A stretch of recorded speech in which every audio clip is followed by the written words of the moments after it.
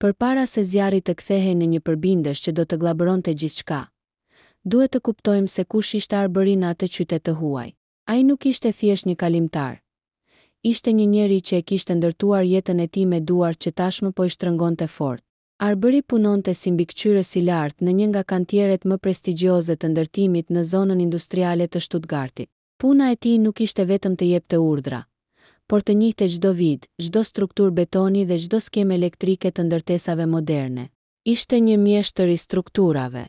Atë ditë, ai sapo kishte mbyllur një turn të stërgjatur prej 12 orësh, ku kishte koordinuar montimin e paneleve izoluese në një kompleks rezidencial.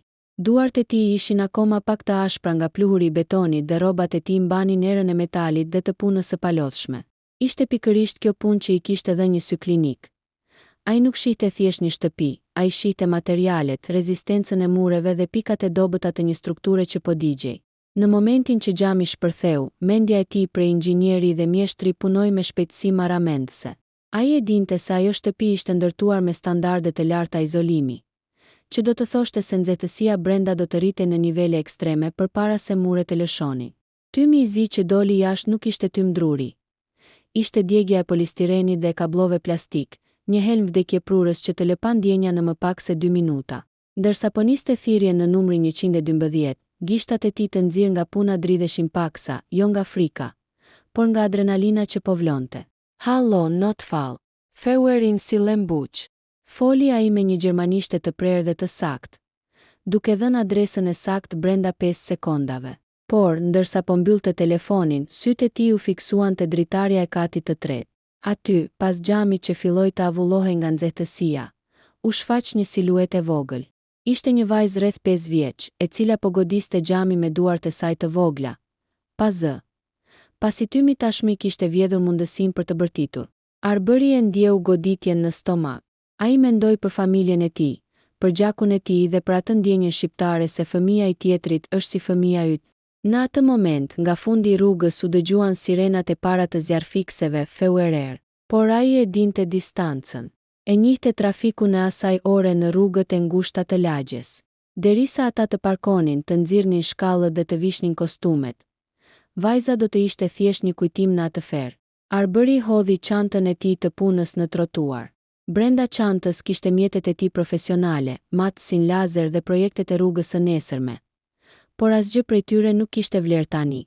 Ai rregulloi rripin e mesit, mori një frymarrje të thellë, duke mbushur mushkërit me ajrin e ftohtë gjerman për herë të fundit përpara se të zhytej në asfiksi, dhe u nis drejt portës kryesore. Trupi i tij, i kalitur nga vitet e punës fizike dhe ngjitjet në përskela të larta, ishte gati. Ai nuk ishte një hero i filmave me kostum, ishte një shqiptar me pantallona pune dhe me një zemër që po rrihte më fort se çdo siren që po afrohej.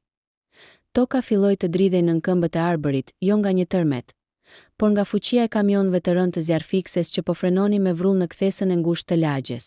4 mjete të tonazhit të rënd, të kuqe flak, ndaluan në një rresht perfekt, me saktësinë që vetëm Gjermania e njeh.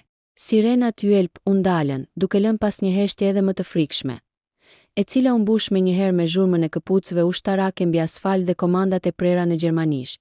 Absperrung. Sofort. Bërtiti komandanti i skuadrës, një burr rreth të 50-ave me një fytyrë të ashpër që kishte parë me qindra zjarre. Brenda pak sekondash, një shirit i verdh polizei ushtri si një kufi i pakalueshëm mes botës së sigurt dhe asaj që po shkrumbohej. Arbery ishte aty, vetëm pak metra larg rrethimit. Ai shihte se si skuadra e zjarrfikësve po punonte me një shpejtësi mekanike. Po lidhnin tubacionet me hidrantët, po hapnin shkallët hidraulike, por sytë e tij prej mjeshtri ndërtimi vunre diçka që të tjerët nuk po e shihnin. Shtëpia ishte e rrethuar nga një gardh i lartë dekorativ prej hekurit të farktuar dhe një rresht pemësh që po merrnin flak, duke bllokuar qasjen e shkallës mekanike drejt dritares së katit të tretë. Për më tepër, struktura e shtëpisë kishte një zgjatim çatije, kornice, që pengonte shkallën të mbështetej sigurt në dritaren ku ndodhej vajza. Në këtë kaos, një grua doli nga turma duke u lëritur. Ishte nëna e vajzës. Ajo sapo kishte mbërritur nga dyqani i lagjes dhe dëshpërimi i saj ishte aq i madh sa tentoi të çante kordonin e policisë me thoni: "Lina, meine Tochter ist drin. Lina, vajza ime është brenda." Klithmat e saj shponin tej për tej zhurmën e zjarrit. Komandanti i zjarrfikësve hodhi një vështrim drejt katit të tretë. Ai pa dritën portokalli që tashmë kishte pushtuar të gjithë kornizën e dritares. Një nga oficerët e tij u kthye nga ai me kokën ulur. Qef, nxehtësia është mbi 800 gradë. Struktura e shkallëve të brendshme është prej drurit të vjetër, me siguri janë shembur. Nëse futemi me pajisjet e rënda, dyshemeja nuk do të na mbaj. Duhet të presim derisa të ulim temperaturën nga jashtë. Presim. Arbëri e njihte atë lloj druri. Ishte pishe vjetër, e tharë me dekada.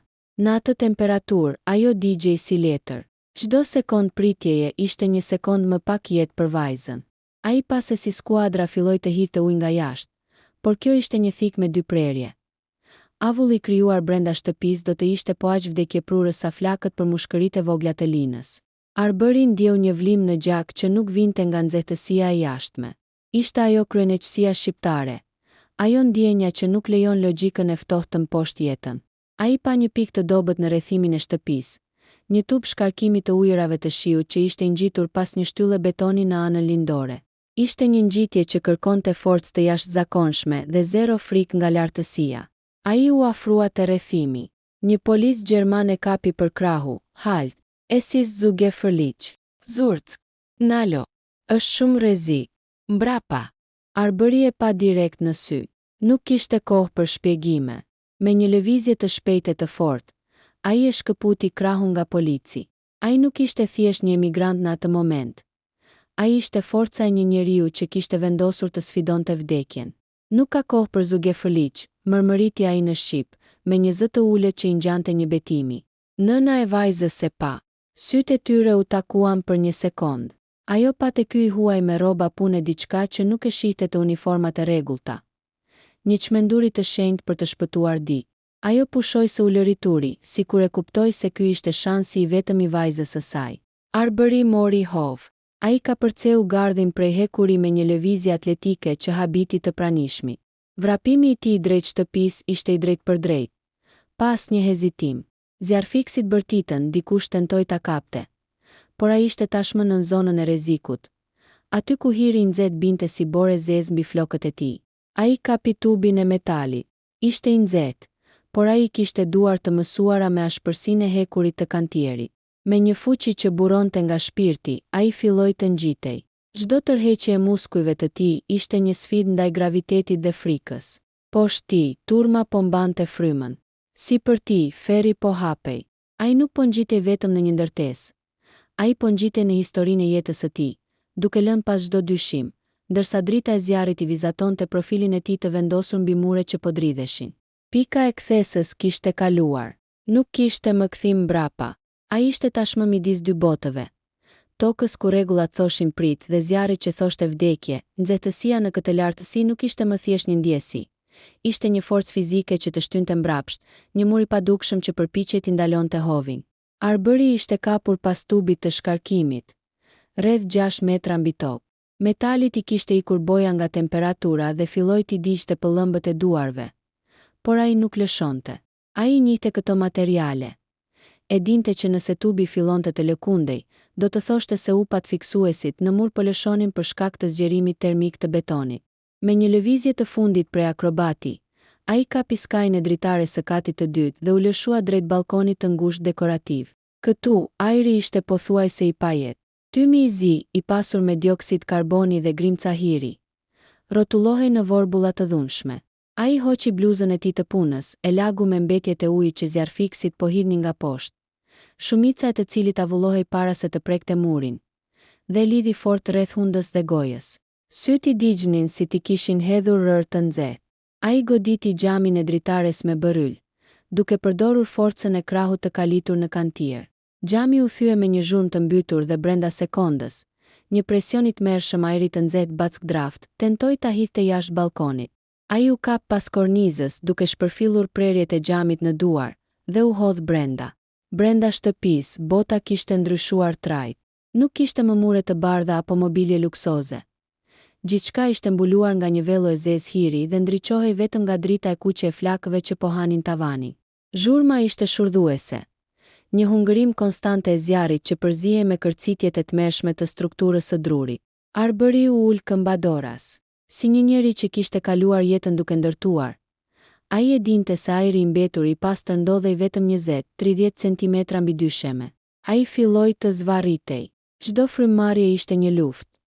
Ndjente se si nxehtësia po i thante mushkërit. Ai po kalonte përmes asaj që në ndërtim quhet zona e vdekjes.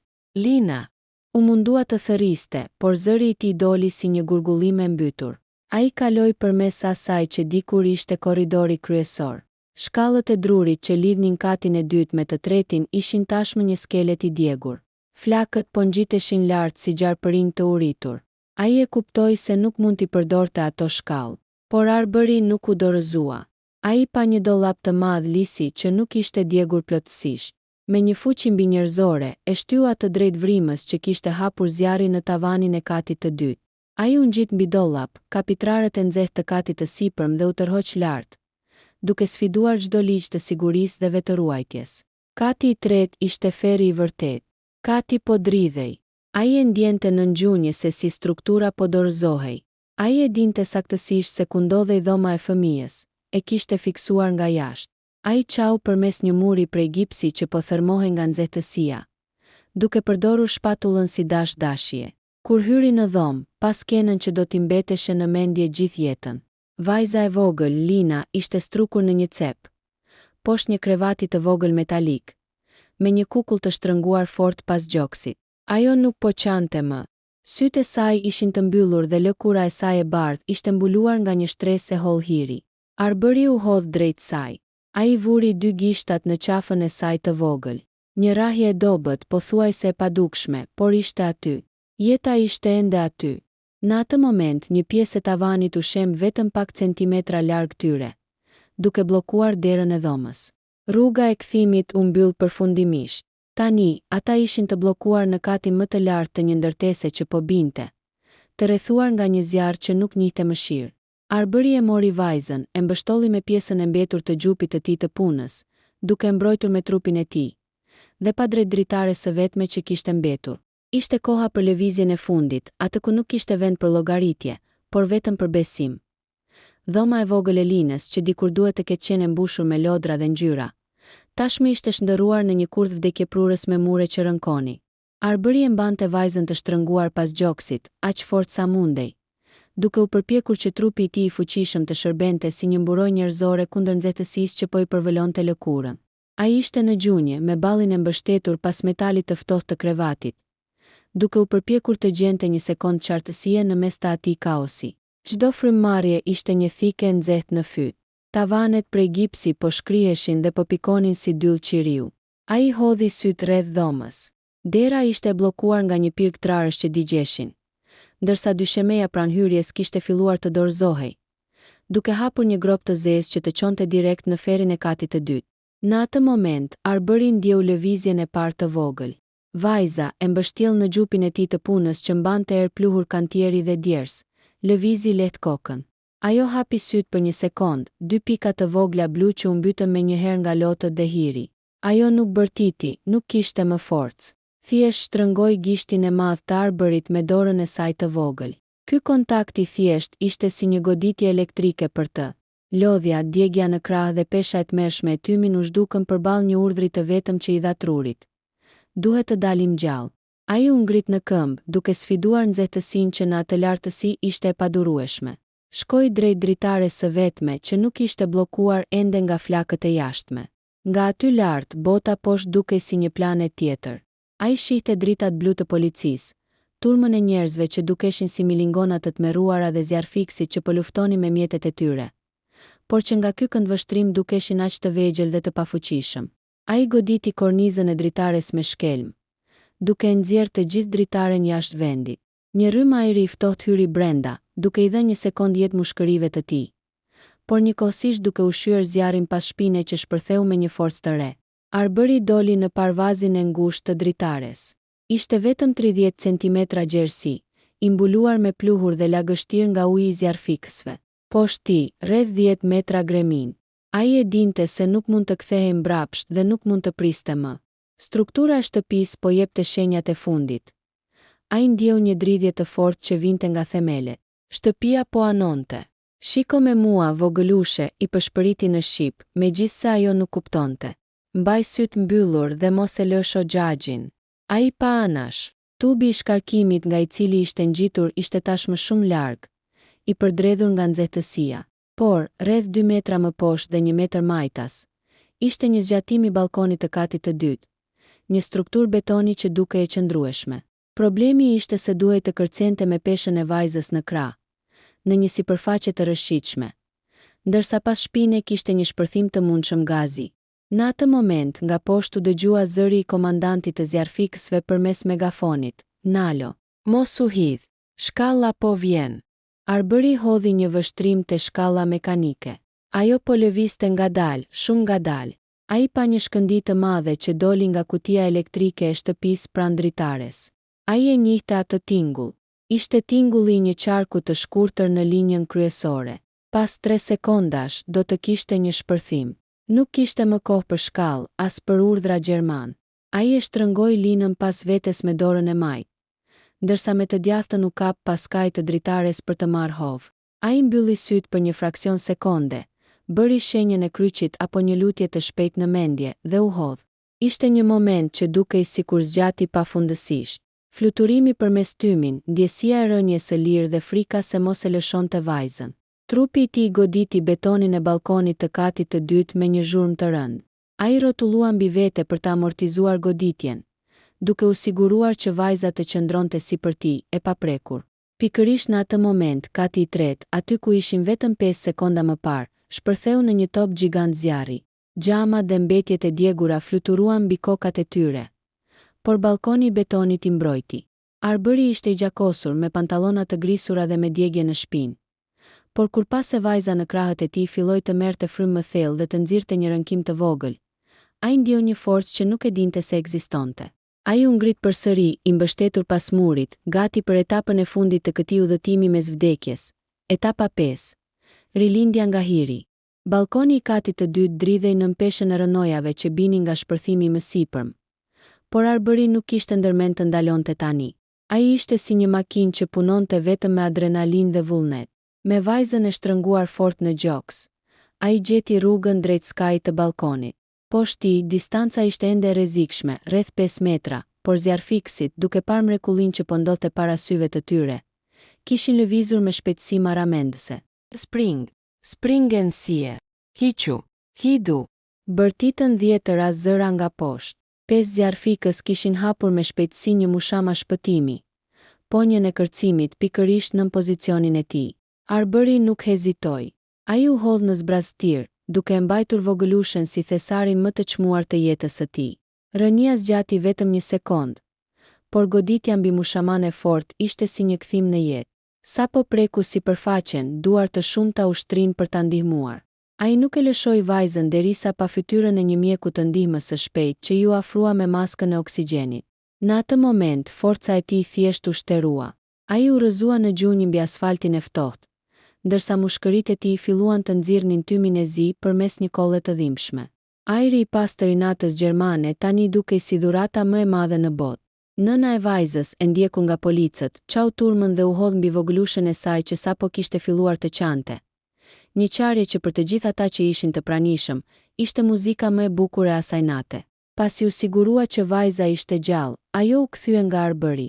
Sytë e saj ishin plot lot, pa fjalë, por me një mirënjohje që nuk mund ta përshkruaj asnjë gjuhë e botës.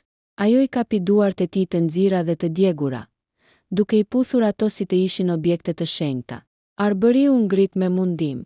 Fytyra e tij ishte mbuluar me hir dhe gjak. Rrobat e tij të punës ishin bërë lecka, dhe flokët i mbanin erën e mbytëse të plastikës së djegur. Komandanti i zjarfikësve, i cili fillimisht I kishte bërtitur të kthehej, u afrua dhe bëri diçka që rallëherë shihet në protokollin gjerman. Hoqi kaskën e tij, e vendosi nën sqetull dhe I dha dorën me një respekt të thellë. Du bist kein Mensch, du bist ein Stützengel, ti nuk je njeri, ti je një engjëll mbrojtës, I tha ai me zë të ulët. Lajmi u përhap me shpejtësi në lagje. Njerëzit që kishin parë skenën nga dritaret filluan të duartrokisnin. Por Arbëri, me atë thjeshtësinë e një njeriu që e di vlerën e punës dhe të jetës, thjesht kërkoi një shishe ujë. Ai u ul në skajin e kalsas së ambulancës, ndërsa një infermiere filloi t'i mjekonte djegjet në krah. Ai pa telefonin e tij që kishte rënë pranë çantës së punës. Kishte disa thirrje të humbura nga familja në Shqipëri. Buzëqeshi lehtë, duke menduar se si do t'ua shpjegonte këtë natë pa i shqetësuar shumë. Ai nuk e konsideronte veten hero. Për të ishte thjesht ajo besa që i kishte mbetur në gjak. Forca e një shqiptari që në tokë të huaj tregoi se njerëzia nuk njeh kufi as protokolle kur jeta thërret për ndihmë. Ajo natë në Stuttgart do të harrohej nga kronikat e lajmeve pas disa ditësh, por në atë shtëpi që do të rindërtohej, emri Arbery do të mbetej i skalitur përgjithmonë si njeriu që doli nga ferri me një fëmijë në krah, duke i dhuruar botës një mësim për trimërinë që lind nga hiri.